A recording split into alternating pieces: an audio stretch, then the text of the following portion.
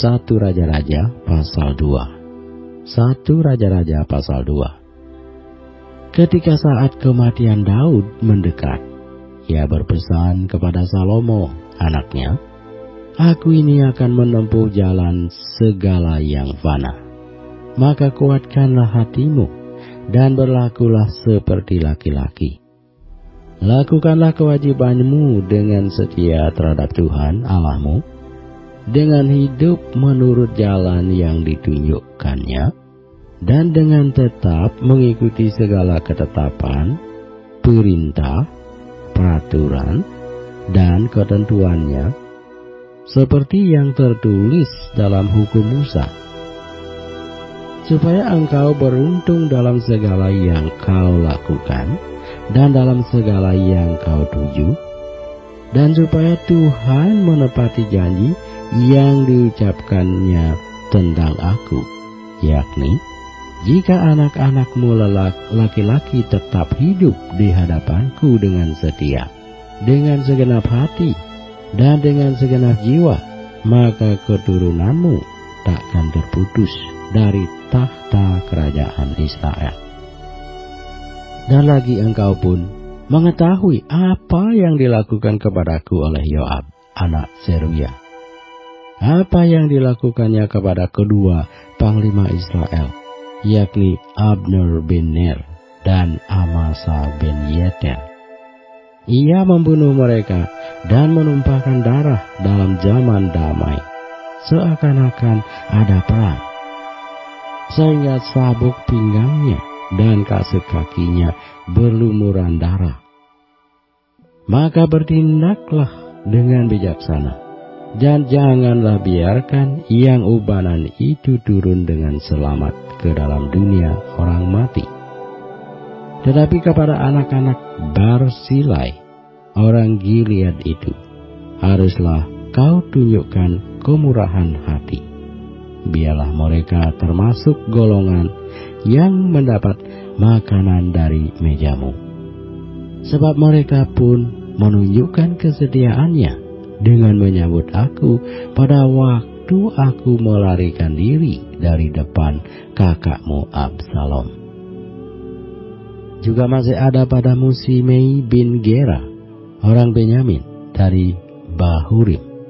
Dialah yang mengutuki aku dengan kutuk yang kejam pada waktu aku pergi ke Mahanaim. Tetapi kemudian ia datang menyongsong aku di sungai Yordan, dan aku telah bersumpah kepadanya demi Tuhan, takkan kubunuh engkau dengan pedang.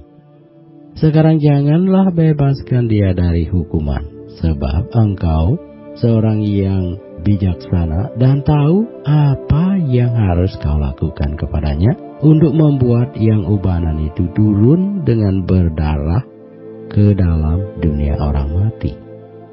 Kemudian Daud mendapat perhentian bersama-sama nenek moyangnya, dan ia dikuburkan di kota Daud. Dan Daud memerintah orang Israel selama 60 tahun.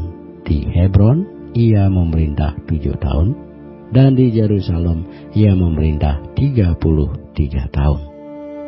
Salomo duduk di atas tahta Daud ayahnya, dan kerajaannya sangat kokoh. Pada suatu hari Adonia, anak Hagit, masuk menghadap Batseba, ibu Salomo. Lalu perempuan itu berkata, "Apakah engkau datang dengan maksud damai?" Jawabnya, "Ya, damai." Kemudian katanya, "Ada sesuatu yang hendak ku katakan kepadamu?" Jawab perempuan itu, "Katakanlah." Lalu katanya, "Engkau sendiri tahu bahwa akulah yang berhak atas kedudukan raja, dan bahwa seluruh Israel mengharapkan supaya aku menjadi raja. Tetapi sebaliknya kedudukan raja jatuh kepada adikku, sebab dari Tuhanlah ia mendapatnya. Dan sekarang satu permintaan saja ku sampaikan kepadamu. Janganlah tolak permintaanku." Jawab perempuan itu kepadanya, "Katakanlah." Maka katanya, "Bicarakanlah, kiranya dengan Raja Salomo, sebab ia tidak akan menolak permintaanmu, supaya Abishag, gadis Sunam itu, diberikannya kepadaku menjadi istriku. Jawab Batseba, baik, aku akan membicarakan hal itu untuk engkau dengan raja. Batseba masuk menghadap Raja Salomo untuk membicarakan hal itu untuk Adonia. Lalu bangkitlah raja mendapatkannya serta tunduk menyembah kepadanya. Kemudian duduklah ia di atas tahtanya dan ia menyuruh meletakkan kursi untuk bunda raja. Lalu perempuan itu duduk di sebelah kanannya. Berkatalah perempuan itu, suatu permintaan kecil saja yang kusampaikan kepadamu, janganlah tolak permintaanku. Jawab raja kepadanya, mintalah ya ibu, sebab aku tidak akan menolak permintaanmu. Kata perempuan itu, biarlah Abishag, gadis Sunam itu, diberikan kepada kakakmu Adonia menjadi istrinya. Tetapi Raja Salomo menjawab ibunya, mengapa engkau meminta hanya Abishag, gadis Sunam itu, untuk Adonia? Minta jugalah untuknya kedudukan raja. Bukankah dia saudaraku yang lebih tua? Dan di pihaknya ada Imam Abiatar dan Yoab anak Seruya. Lalu bersumpahlah Raja Salomo demi Tuhan, beginilah kiranya Allah menghukum aku, bahkan lebih daripada itu, jika Adonia tidak membayarkan nyawanya dengan permintaan ini. Oleh sebab itu, demi Tuhan yang hidup, yang menegakkan aku dan mendudukkan aku di atas tahta Daud ayahku, dan yang membuat bagiku suatu keluarga seperti yang dijanjikannya, pada hari ini juga Adonia harus dibunuh. Lalu Raja Salomo menyerahkan hal itu kepada Benaya bin Yehoyada. Orang ini memancung dia sehingga mati. Dan kepada Imam Abiatar, Raja berkata, pergilah ke Anatot, ke tanah milikmu, sebab engkau patut dihukum mati, tetapi pada hari ini aku tidak akan membunuh engkau, oleh karena engkau telah mengangkat tabut Tuhan Allah di depan Daud, ayahku, dan oleh karena engkau telah turut menderita dalam segala sengsara yang diderita ayahku. Lalu Salomo memecat Abiatar dari jabatannya sebagai imam Tuhan. Dengan demikian Salomo memenuhi firman Tuhan yang telah dikatakannya di Silo mengenai keluarga Eli. Ketika kabar itu sampai kepada Yoab, memang Yoab telah memihak kepada Adonia, sekalipun ia tidak memihak kepada Absalom. Maka larilah Yoab ke kemah Tuhan, lalu memegang tanduk-tanduk mezbah. Kemudian diberitahukanlah kepada Salomo bahwa Yoab sudah lari ke kemah Tuhan dan telah ada di samping mezbah. Lalu Salomo menyuruh Benaya bin Yehoyada, pergilah, pancung dia. Benaya masuk ke dalam kemah Tuhan serta berkata kepadanya, beginilah kata raja. Keluarlah. Jawabnya, tidak, sebab disinilah aku mau mati. Lalu Benaya menyampaikan jawab itu kepada raja. Katanya, beginilah kata Yoab, dan beginilah jawabnya kepadaku. Kata raja kepadanya, perbuatlah seperti yang dikatakannya, pancunglah dia dan kuburkanlah dia. Dengan demikian engkau menjauhkan daripadaku dan daripada kaumku noda darah yang ditumpahkan Yoab dengan tidak beralasan. Dan Tuhan akan menanggungkan darahnya kepadanya sendiri, karena ia telah membunuh 2 orang yang lebih benar dan lebih baik daripadanya. Ia membunuh mereka dengan pedang, dengan tidak diketahui ayahku Daud, yaitu Abner bin Ner, panglima Israel, dan Amasa bin Yeter, panglima Yehuda. Demikianlah darah mereka akan ditanggungkan kepada Yoab dan keturunannya untuk selama-lamanya. Tetapi Daud dan keturunannya dan keluarganya dan tahtanya akan mendapat selamat daripada Tuhan sampai selama-lamanya.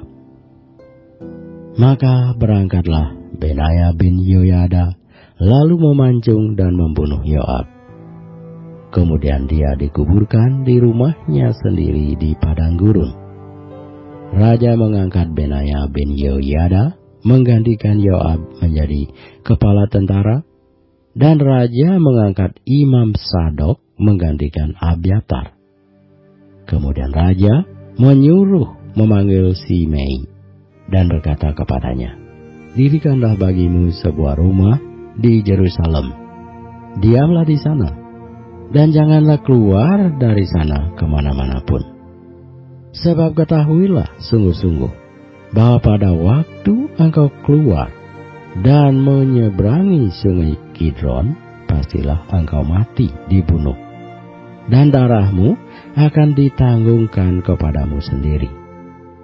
Lalu berkatalah Simei kepada raja, "Baiklah demikian, seperti yang tuanku raja katakan, demikianlah akan dilakukan hambamu ini." Lalu Simei diam di Yerusalem beberapa waktu lamanya. Dan sesudah lewat 3 tahun, terjadilah bahwa 2 orang hamba Simei lari kepada Achis bin Maaka Raja Gad.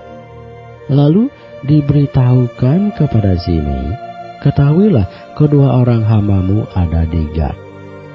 Maka berkemaslah Simei, dipelanainya keledainya, dan pergilah ia ke Gad kepada Achis untuk mencari hambanya itu. Lalu Simei pulang dan membawa mereka dari Gad. Ketika diberitahukan kepada Salomo bahwa tadinya Simei pergi dari Yerusalem ke Gad dan sekarang sudah pulang, maka raja menyuruh memanggil Simei dan berkata kepadanya, "Bukankah aku telah menyuruh engkau bersumpah demi Tuhan dan telah memperingatkan engkau begini? Ketahuilah sungguh-sungguh bahwa pada waktu engkau keluar dan pergi kemana-mana pun, pastilah engkau mati dibunuh." Dan engkau telah menjawab, "Baiklah demikian, aku akan mentaatinya." Mengapa engkau tidak menepati sumpah demi Tuhan itu dan juga perintah yang ku perintahkan kepadamu?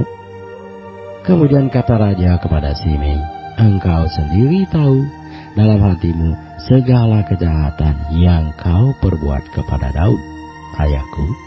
Maka Tuhan telah menanggungkan kejahatanmu itu kepadamu sendiri.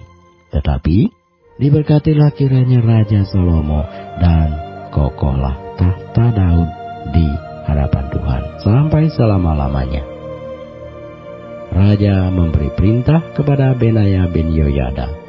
Lalu keluarlah Benaya, dipancungnya Simei sehingga mati. Demikianlah kerajaan itu kokoh di tangan Salomo.